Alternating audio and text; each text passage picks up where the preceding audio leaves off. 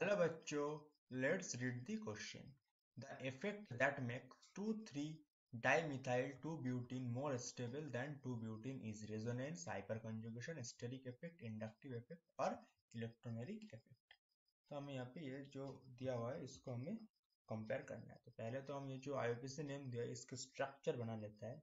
तो 2,3-dimethyl 2-butene बोला है तो इसका स्ट्रक्चर कुछ ये हो जाएगा. ये 2,3-डाइमिथाइल 2-ब्यूटेन का स्ट्रक्चर हो जाएगा.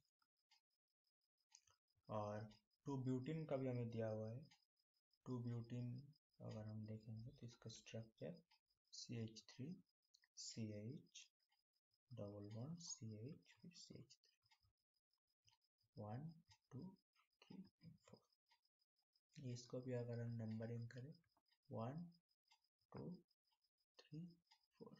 तो ये दो कंपाउंड हमें यहाँ पे मिल गया. अब इसको हम कंपेयर करेंगे. पहला रेजोनेंस. तो हम देख पाएंगे यहाँ पे रेजोनेंस का कोई क्राइटेरिया ही नहीं मैच हो रहा है. पाई सिग्मा फिर यहाँ पे हाइड्रोजन यहाँ पे और कार्बन का तो कुछ होता भी नहीं, इसलिए यहाँ पे रेजोनेंस तो नहीं हो पाएगा. यहाँ पे भी रेजोनेंस नहीं हो पाएगा. उसके बाद हमें बोल रहा है कि हाइपर कंजुगेशन.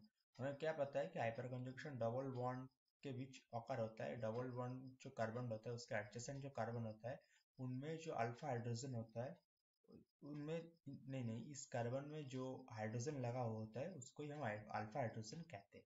तो अब ये किस लिए होता है? ये होता है transfer of electron through sigma bond. इसके लिए ये हाइपर कंजुगेशन ऑकर होता है. तो हाइपर कंजुगेशन की अगर बात करें तो यहाँ पे हमें ये जो डबल बॉन्ड इसको हमें कंसीडर करना है. तो इसके एडजेसेंट में 4 कार्बन हमें यहाँ पे दिख रहा है. 1 2 3 4. इसके साथ जो हाइड्रोजन है वहीं पे हमें काउंट करना है. तो यहाँ पे 3 3 और 3 और 3 और 3. तो 12 अल्फा हाइड्रोजन यहाँ पे हमें मिल जाएगा.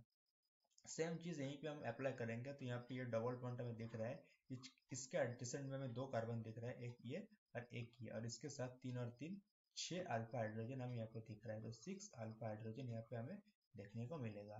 तो हमें बोल रहा था कि the effect that makes dimethyl butene more stable than butene. तो ये जो हो जाएगा ये हाइपर कंजुगेशन हो जाएगा.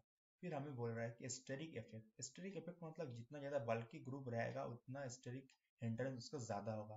तो हमें ये जो दिख रहा है यहाँ पे स्टेरिक की अगर बात करें तो यहाँ पे 1 2 3 4 ग्रुप है और यहाँ पे बस 2 ग्रुप है. तो अगर स्टेरिक का बात करें तो स्टेरिक में ये जो कंपाउंड है 2-ब्यूटेन ये ज्यादा स्टेबल होगा. फिर हमें इंडक्टिव इफेक्ट की बात करना है. इंडक्टिव इफेक्ट की अगर हम बात करें तो इंडक्टिव इफेक्ट भी सिग्मा इलेक्ट्रॉन की तरह से सिग्मा इलेक्ट्रॉन से ऑकर होता है. तो इंडक्टिव इफेक्ट की अगर हम बात करेंगे तो उसको कंपेयर करने के लिए हमें ये बात पता होना चाहिए कि इंडक्टिव इफेक्ट जो होता है वो लेस कंपेयर होता है. लाइक हाइपर कंजुगेशन इफेक्ट ज्यादा प्रिफरेबल होता है इंडक्टिव इफेक्ट से, ये ज्यादा डोमिनेंट होता है. तो इसी को भी हम कंपेयर नहीं कर पाएंगे. फिर इलेक्ट्रोमेरिक इफेक्ट हमें दिया हुआ है. हमें पता है कि इलेक्ट्रोमेरिक इफेक्ट एक रिएजेंट के प्रेजेंस में होता है. तो यहाँ पे कोई भी रिएजेंट प्रेजेंट नहीं है और यहाँ पे भी कोई रिएजेंट प्रेजेंट नहीं है. तो इलेक्ट्रोमेरिक इफेक्ट का यहाँ पे हम कुछ नहीं बता पाएंगे. तो बस हाइपर कंजुगेशन से हमें पता चल रहा है कि ये जो कंपाउंड हमें दिख रहा है ये स्टेबल है. तो बी ऑप्शन जो होगा इस क्वेश्चन का हमारे यहाँ पे करेक्ट आंसर होगा. I hope you understood it well. All the best.